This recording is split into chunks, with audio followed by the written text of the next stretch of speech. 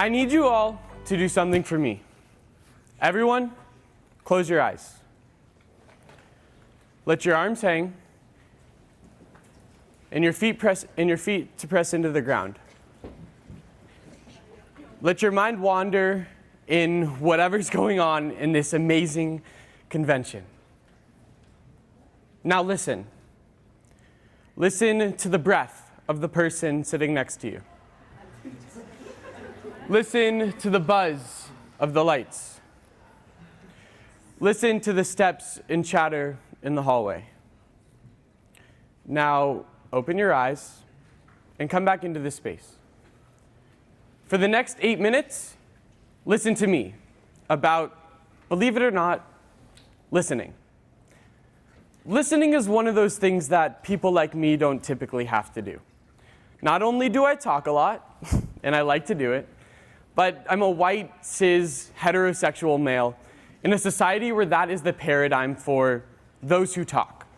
And more importantly right now, those who don't listen. The opportunities that I've had to listen to and hear from people who aren't that paradigm have opened my eyes to how vast perspectives and experiences are in this world. It's also helped me understand that the more I listen, the more they are heard, and that is what really matters. A 2021 article from The Guardian tells us that white males make up 30% of the US population, but hold 62% of the public offices in this country. 62% of the political voice in this country is occupied by a group that represents 30% of it. What I want to help illustrate to you all is that not only do we personally gain from listening more, but our society gains more from letting others speak. Listening has always been something difficult for me, but I've often learned it's been where I grow the most. As I've grown, one of the most interesting and insightful things I've learned is old people spit facts. They might not know how to go on mute or hang up a FaceTime call, but they're full of life experience, from traveling the world to knowing how to make a few bucks. Every single time I listen to someone with this vast life experience, I learned something new and valuable about it. For example, the other day, I was at a swim meet waiting for my event, and I struck up a conversation with the grandfather of another swimmer on my team. In that conversation, I wound up not only learning about his regrets from way back when he was in college, but I learned he wishes he hadn't spent his whole career chasing the ideal, but that he wishes he'd spent it being grateful for what was right in front of him. I learned that there are some decisions that are really hard and that need a lot of time, and that there are some that you don't need to think too much about. But what I learned, not from talking to him, but from listening, is that people want to see you succeed. He offered insight into elite college admissions processes without the twitch of an eye. He told me how important it was to him that anyone see a place before they decide that's where they want to be. He offered up his phone number and said, "Call me anytime." Not because I impressed him with my words, but because I inspired him with my ears. I'll give another example. My grandmother decided that as my bar mitzvah gift, we were going to Israel for a month. While it was fun, we had our challenges.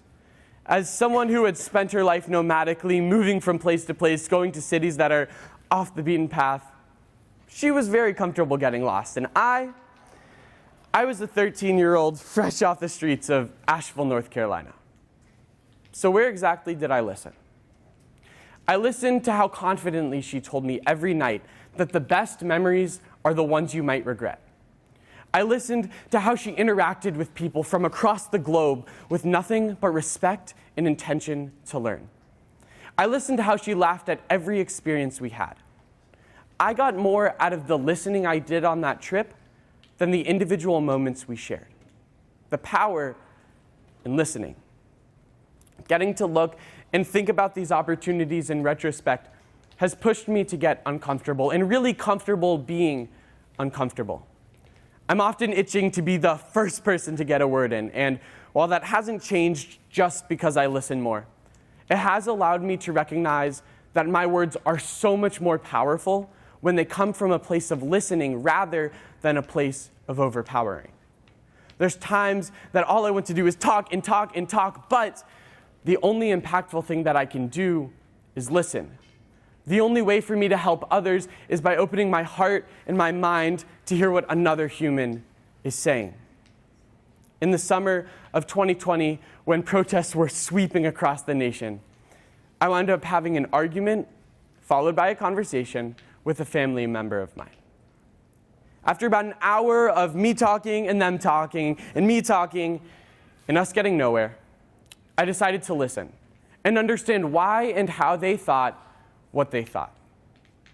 I heard that they had been largely misinformed on the topic. I heard that what they wanted was equity for everyone, but they hadn't been equipped with the tools to advocate for that.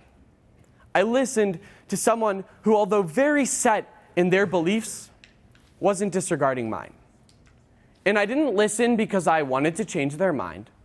I listened because that was and is the biggest tool that we as a global community have to create the change that we want to see in the world. What I got is that we lose out when we don't listen. Not only do we lose out on hearing others' experiences, but we lose out on strengthening our own. My challenge to everyone in this room is proactively hear one new voice every day. Whether it be a podcast in class or even on YouTube, open your ears to the possibility that one more voice should be heard before yours is. So listening, it's a neat thing. Y'all just did it for 8 minutes, and you will for the rest of your lives. Now, I'm not saying only listen, but I am saying that when you take that deep breath, when you hear that extra perspective, when you wait that extra second, what you gain is invaluable. Thank you.